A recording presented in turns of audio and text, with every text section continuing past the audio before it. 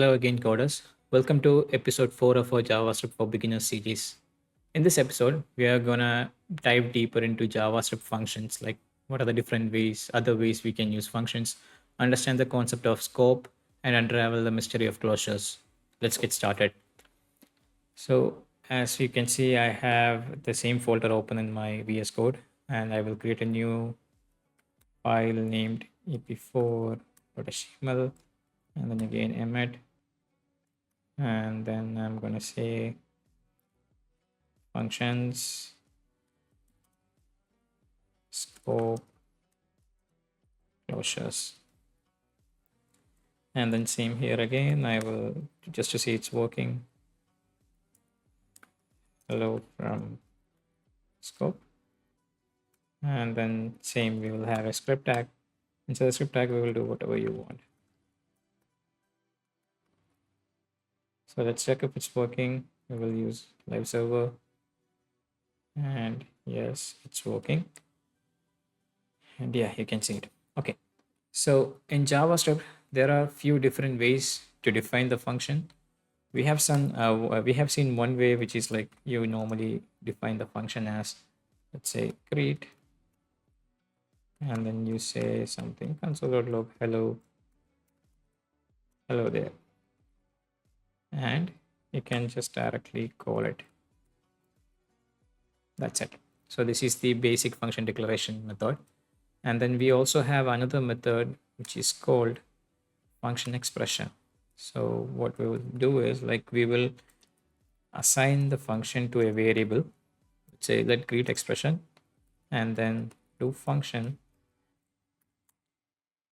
and we do console.log hello world function expression. Now if you want to use this, again the same thing, we will use greet expression. So you have from function expression, and there is another method as well. One is called this one is called arrow expression, which was introduced in ES6. So there are different versions of JavaScript being introduced: ES5, ES6, ES7, and so on. So we will get to know more about it, like what are the differences in each of those versions later on. So this arrow expression syntax is very simple, which is same like we will declare a variable with greet arrow and then with the equal operator.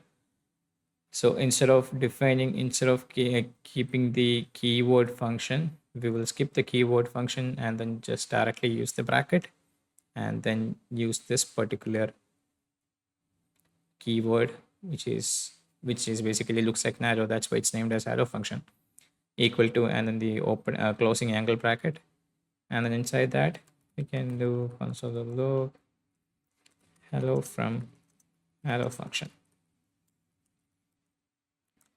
And same thing, you can use it as greet arrow, so which will give you the same output.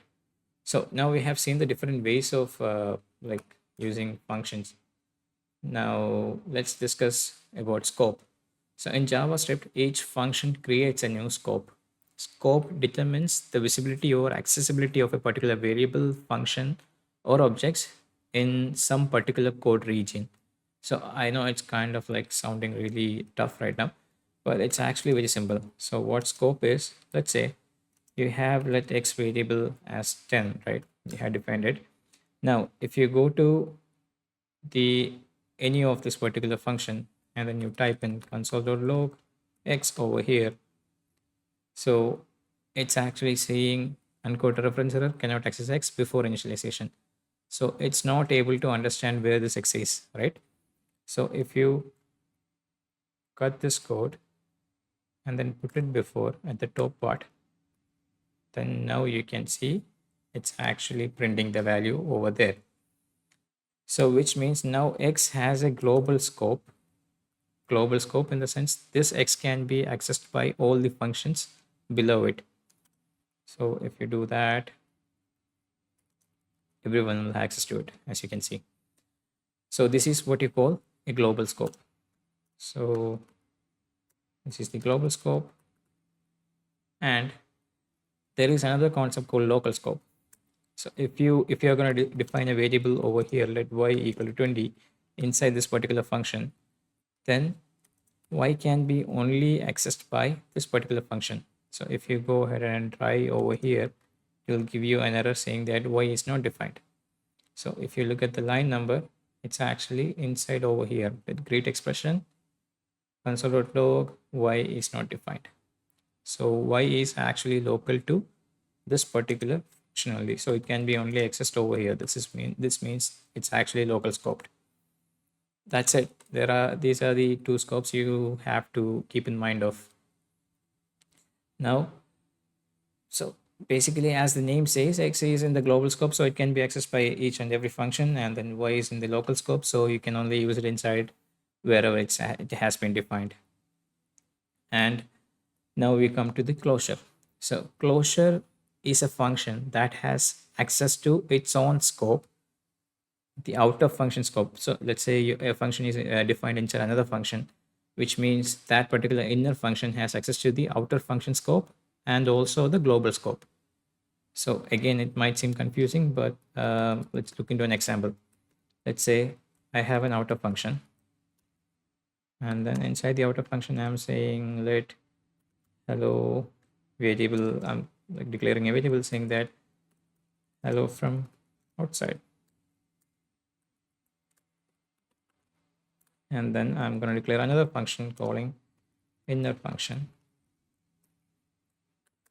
And I'm going to just console.log hello from inside. And then I'm going to return the inner function. So basically what happens is the outer function is the primary function we have. And then inside that function, we are defining a variable which is actually local to that particular outer function, but global to inner function, right? So, and then I'm defining another function naming inner function, and then I am accessing that particular variable hello, which is global to the inner function. And at last, I'm returning the inner function as the output of the outer function. So how do you call it? Let's say like I'm defining into a variable, I'm assigning that particular function into a variable saying that, okay, this is my function, and then I will just directly call that particular value. That's it. So let's comment out all this for now. So as you can see, the hello from outside is actually being printed over here. So if you define a variable inside the inner function, let x equal to 10, okay, and you try to print over here, this is actually accessible because of the closure. So this particular function has access to this hello, and so it's actually returning from the outer function. So this has closure in this area, but you have defined this x value, right? But if you try to console.log over here that particular x value, it will give you an error saying that x is not defined because this particular x is not part of the outer function's closure. So that won't work. Only the inner function has access to the global scope and the local scope and the function itself. So that's the total in depth, or like the basic understanding, basic working of how closures work. And there we have it. That's it. Today we explored different ways to define functions, learned about scope, and demystified closures. In our next episode, we will discuss the this keyword and prototype based inheritance in JavaScript. If you have any questions, leave them in the comments. Make sure to like, share, and subscribe to stay updated. Keep practicing. I will see you next time.